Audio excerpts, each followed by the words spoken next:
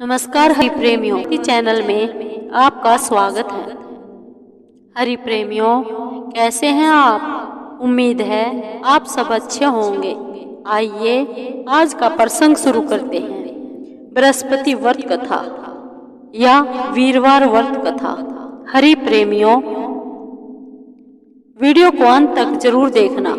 अगर आप चैनल पर नए हैं तो प्लीज सब्सक्राइब करें और बेल आइकॉन जरूर दबाएं ताकि आप तक हमारे सारे नोटिफिकेशन पहुंचते रहे। हरि प्रेमियों, आइए जानते हैं। सालों पहले एक गांव में ऐसा गरीब धार्मिक ब्राह्मण रहता था जिसकी कोई संतान नहीं थी। वह रोज नहा धोकर मन से देवताओं की पूजा करते हुए संतान की मांग करता था, लेकिन ब्राह्मण की पत्नी खूब आलसी थी। वह न स्नान करती थी न ही पूजा पाठ करती थी। पत्नी की इस आदत से ब्राह्मण बहुत दुखी रहता था। ब्राह्मण के धार्मिक गुणों से उसके घर में जल्द ही संतान के रूप में एक पुत्री ने जन्म लिया। उसकी पुत्री भी ब्राह्मण की ही तरह धार्मिक थी। जैसे जैसे वो बड़ी हो रही थी, पूजा पाठ में उसका मन भी उतना ही लगने लगा। वह हर रोज सुबह उठती, स्नान करती, भगवान विष्णु का ध्यान व जप करती थी। इसी तरह वो बृहस्पतिवार का उपवास भी करने लगी। इससे ब्राह्मण के घर की गरीबी भी दूर होती थी। एक दिन पूजा पाठ करने के बाद वह पढ़ने के लिए स्कूल जाती थी। स्कूल जाते समय वह अपनी हाथों की मुट्ठियों में जौ भरकर स्कूल के रास्ते में गिराती थी। जब वह स्कूल से वापस घर के लिए आती तो गिराए गए जौ के दाने सोने में बदल जाते थे, जिन्हें उठाकर वह घर ले आती थी। एक दिन ब्राह्मण की बेटी सोने के जौ सूप में बांध साफ कर रही थी। तभी वहां आकर उसकी माँ ने कहा, बेटी, सोने के जौ को साफ करने के लिए सोने का सूप होना चाहिए।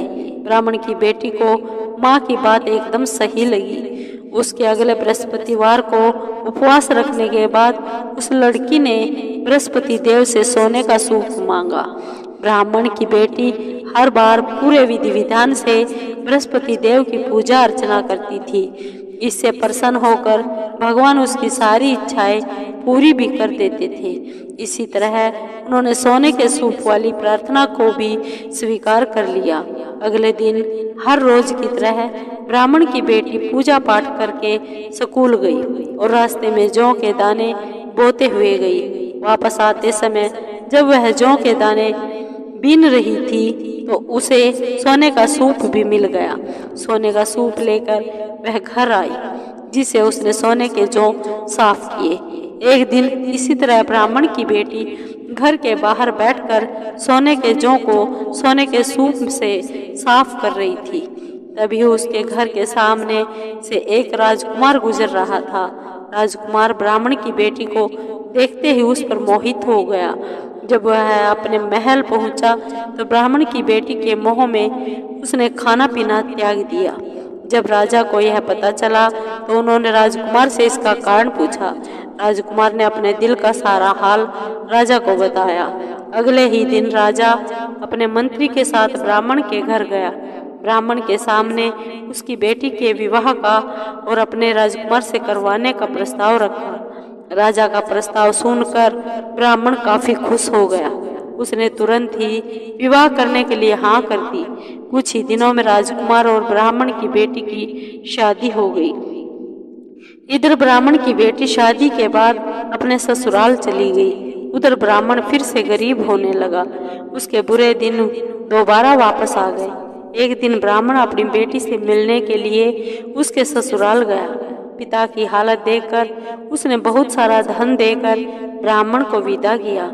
बेटी का दिया हुआ धन कुछ ही दिनों में खत्म हो गया और ब्राह्मण गरीबी की वजह से फिर से परेशान हो गया। ब्राह्मण फिर से अपनी बेटी से मिलने के लिए महल गया और उसने बेटी को सारी समस्याएं बताई।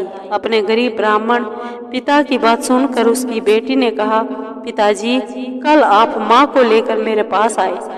मैं उन्हें बृहस्पति देव के उपवास और पूजन की विधि बताऊंगी। इसे करने से सारी समस्याएं दूर हो जाएंगी। ब्राह्मण ने ऐसा ही किया।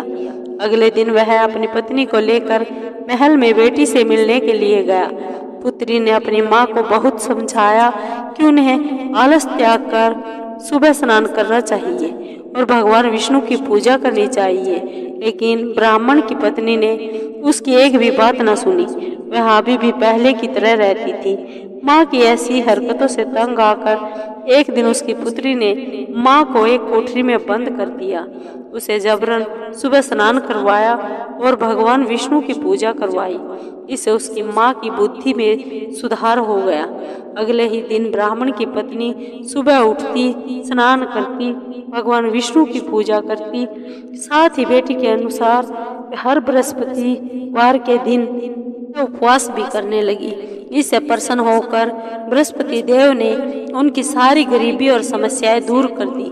फिर वह एक सुखी और संपन्न जीवन जीने लगे। इस व्रत के प्रभाव से मृत्यु के बाद ब्राह्मण और उसकी पत्नी को स्वर्ग का द्वार भी मिल गया। आलस्य करने से किसी भी तरह का काम नहीं बनता। आलस्य को छोड़कर सुबह जल्दी उठकर पूजा पाठ करना चाहिए और मन शांत रहता है और सभी मनोकामनाएं भी पूर्ण होती है। हरि प्रेमियों, आपको ये वीडियो कैसी लगी? अगर आपको वीडियो अच्छी लगी हो तो लाइक कीजिए, शेयर कीजिए और कमेंट जरूर कीजिए, सब्सक्राइब कीजिए। धन्यवाद।